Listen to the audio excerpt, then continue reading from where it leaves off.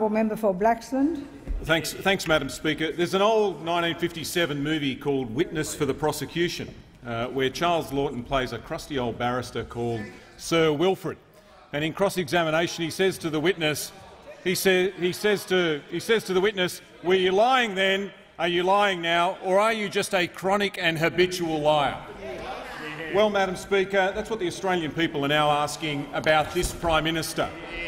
Put him on a lie detector and it would blow up, because he's broken so many promises. He broke his promise that there'd be no cuts to health.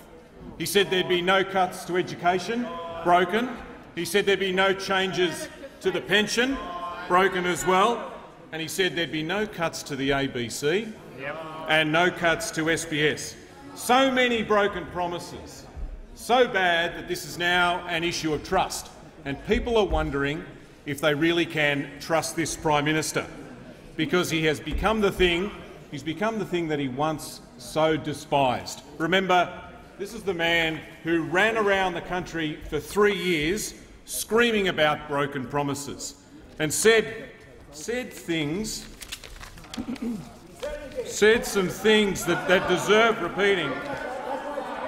Said things like this: "What I want to do is re-establish the bonds of trust that should exist between government and the people." So he says all of that, and then he gets into government and breaks every promise he ever made. Hollywood couldn't make this sort of stuff up. It's like Jekyll and Hyde. I sometimes think he must have amnesia, because by making all of these promises and then breaking them, he's shredded his credibility. People trusted this Prime Minister. They might have had their doubts, but they put their faith in him. They trusted him, and I don't think they will again. Now, people don't like it when politicians lie to them, but there's something they hate even more than that. They hate it when people lie about lying. And that's what we've seen in the last few weeks. Last week, we had the Finance Minister, Senator Cormann, say there are no cuts. And then today in the Senate, Senate Leader Eric Abetz said nobody's lost their job. Well, hang on a second. Last week they announced hundreds of millions of dollars worth of cuts to the ABC, and today we find out that up to 400 people are going to lose their job. So what's the Liberal Party's new strategy here? Is it the Jedi mind trick? What's going on here? Then you've got Minister Turnbull. Minister Turnbull. Not here, as I like to call him, the new Dennis Denuto of the Australian Parliament, because his answer to this broken promise last week was, "It's all the context. It's all the context." It's getting ridiculous. It reminds me of that old Bill Clinton story about when he takes his old dog Buddy to the vet.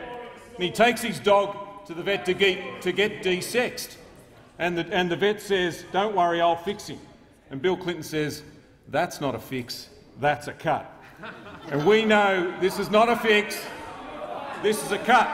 And it's a broken promise, made even more ridiculous by old Pontius Pilate Pine over there, who can't fight for the ABC in the cabinet room.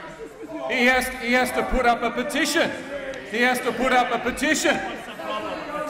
And then you got Barnaby barnstorming around the country saying no cuts to the ABC in the bush, and Malcolm Turnbull saying it'll all be back office. It'll all be back office, don't worry about that. Well, today we learn cuts to 5 regional radio stations. We lose the 7:30 report state editions. Lateline goes to ABC 24. Foreign bureaus cut. Less sport on the ABC. And 400 people get the sack. That's why people are angry. They don't like being lied to, and they don't like their government lying about lying. And that's why people right across this country now are thinking the same thing that Charles Laughton said in that old movie. Were you lying then?